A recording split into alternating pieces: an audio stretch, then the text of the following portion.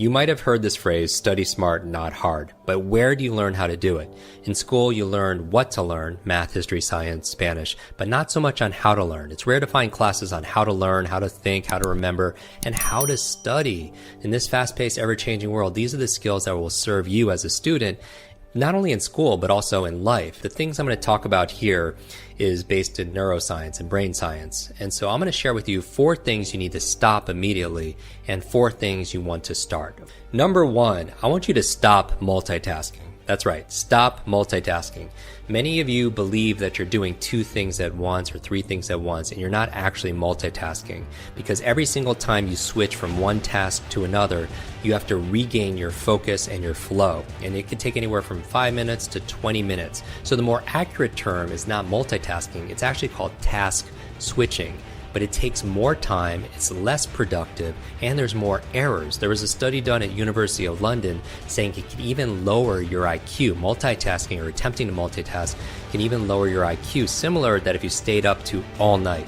If you stayed up all night, it could actually drop up to 15 points. So I want you to do one single mental thing at a time. So stop multitasking. The second thing I'm going to ask you to stop is I want you to stop and eliminate distractions. In order for you to soar to the head of your class, you must focus. So turn your phone off, put it on airplane mode, put it in another room if you will. You could also use self-control apps if you're going to have your phone there, like Freedom or Focus Me, to block certain websites like Facebook or Twitter. Or you could even block everything except for the sites you need for your work. Number 3, I want you to stop cramming. Stop cramming. Many people don't study for days or weeks, and then they'll pull an all-nighter. They'll go 6 or 7 hours straight, which is really bad because you need sleep. That's where you consolidate short to long-term memory. But the big mistake that students are making, I see over and over again, is they study for too long a period without taking breaks. You heard me right. It's important to take breaks.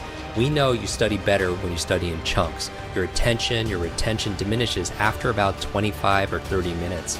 There's a time management method called the Pomodoro technique, where you set a timer to break for your work into intervals, traditionally about 25 or 30 minutes. And then you take about a 2 to 3 or 4, maybe a 5-minute break to stretch, to breathe, to hydrate, and so on. Remember, as your body moves, your brain grooves. It also takes advantage of 2 very important memory principles that we teach in Quick Recall. It's called primacy and recency. Primacy says you tend to remember something in the beginning. Recency says you tend to remember stuff towards the end, meaning that if I gave you a list of 30 words and you didn't have some of these memory techniques, you'd probably remember the words in the beginning, primacy, and the words towards the end, which are more recent or recency. So what happens is if you study for 6 hours straight with no breaks, you remember the information towards the beginning and towards the end, but there's a huge dip in between for all that time. And the benefit of taking breaks every 30 minutes or 45 minutes, whatever you choose to break, is you create more beginnings and more ends, so you can recover a lot of that information. The 4th thing I'm going to ask you to stop is to hack this thing called acrasia. And now this is the state of acting against your own better judgment. And Socrates was said to have asked precisely, how is it possible that if one judges action A to be the best course of action, why would anyone do anything other than A? Right? You want to major in the major things, and focusing on the 80-20 rule, right? Pareto's principle. Focus on the 20% of the things that give you 80% of the results or the rewards. And the challenge is a lot of people can't stick with a course of behavior. So I would recommend apps like Stick or BeMinder, which helps you to keep your commitments. Now, I'm going to rapid fire give you the 4 things that you want to start. You want to start these 4 things. So number 1, I want you to practice what we call active recall. I actually don't recommend you reread textbook chapters over and over and over again. That's what most people do through rote repetition, because you could delude yourself that you know the information that you're reading instead of really testing yourself. I'd rather you close the book and recall and recite all that you could remember, because there's a difference between recognition and recollection. There's a big difference between recognition and recollection. Many times when you're rereading that chapter over again, you actually delude yourself thinking that you remember this information when you're really just recognizing it in front of you. Because recognizing requires a trigger for you to remember something, and you may not get that on a test. You probably very well likely get that on a test. So study actively with a focus on recollection and quiz yourself. Don't just glance over your notes, your highlighted notes. Number 2, I would say, is start doing spaced repetition. Basically what this is saying is you want to be able to space out your studying into intervals like you could your body when you're working it out, and separating the information, reviewing it through intervals, like maybe reviewing it an hour later, a day later, a week later, a few weeks later, helps to take it from your short-term to your long-term memory. And if you want software, many of you are very digital, that could help you accelerate that. There's a free software program called Anki. And it's like online flashcards, but they break it up into spaced repetition. So it makes it very straightforward on how to learn a language. Studying for medical or law exams, we use this kind of spaced repetition for memorizing people's names or faces, brushing up on your geography, mastering long poems, word for word verbatim, even practicing musical instruments like guitar chords. It helps having spaced repetition. Number 3 thing to start is using your sense of smell. Here's the thing.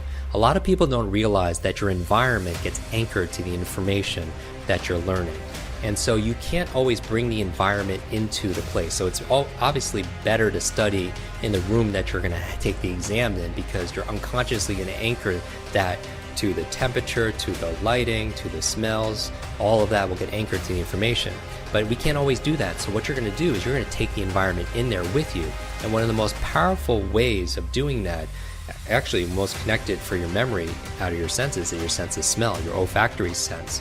And so spraying an unfamiliar scent onto your body, maybe it could be an essential oil, a lip balm, a chewing gum, it's a very unique flavor or scent. It could be a perfume or a cologne. While you're doing that while you're studying, then you actually put it back on when you need to be able to basically spray it again when you need to take an exam. And so the same thing could work with a different kind of unique kind of gum, will work the same way. Also, there are certain scents, for example, essential oils that actually stimulate and wake up the mind. Peppermint is very good for your focus of your senses, to improve your memory. Rosemary is really good for your memory also as well. So try tapping into your sense of smell. And then finally, number 4 thing to start doing is to listen to music. And not music that would distract you, not heavy metal, not rap, but research done at Stanford School of Medicine says that playing certain types of music, like classical music, especially from the Baroque era, it's 60 beats per minute, which is also harmonizes with the resting heart rate. And that could actually help accelerate students to engage parts of your brain to help you pay attention and make predictions. It puts you into what they call an alpha state, a brainwave state, an alpha state, where you're relaxed and aware. Not to mention, listening to music can improve your mood and change your whole outlook in studying in general.